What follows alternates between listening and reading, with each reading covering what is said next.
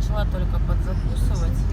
То есть, когда даешь ей газу, разгоняться начинаешь и прочее, а она не едет. Вот она новая, эта деталь, виска муфта.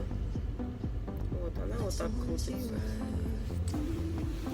И вот старая снятая. То есть прям с усилием она прокручивается и местами тяжелее где-то кусать. И вот работа нормального двигателя, уже замененный виском муфты.